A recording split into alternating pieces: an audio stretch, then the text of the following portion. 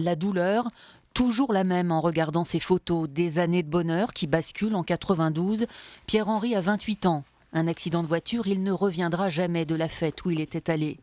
En état de mort cérébrale, la question du don est posée à la famille dans les heures qui suivent.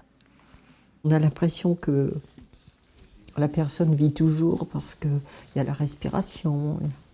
Donc on a du mal à comprendre.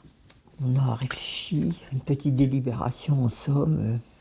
Pierre-Henri était très généreux, très humain, donc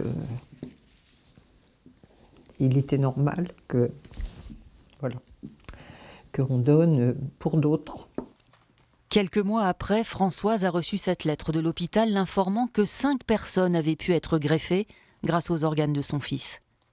On est content d'avoir pris cette décision-là pour ne pas avoir à se reprocher après, ensuite, d'être passé à côté d'un acte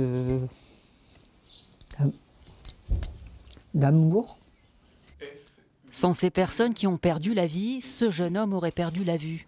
Atteint d'une maladie de la cornée, la seule solution pour lui, c'était la greffe. Depuis 1 an, il voit. Avec la cornée d'un autre, ses microfils le montrent.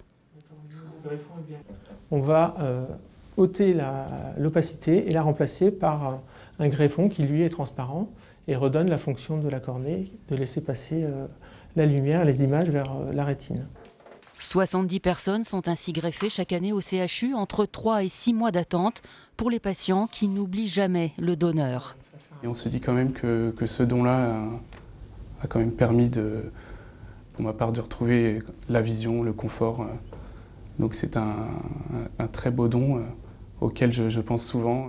Depuis, Renan a sa carte. Autour de lui, il incite chacun à réfléchir. Le plus important, dire son choix à ses proches avant une mort brutale.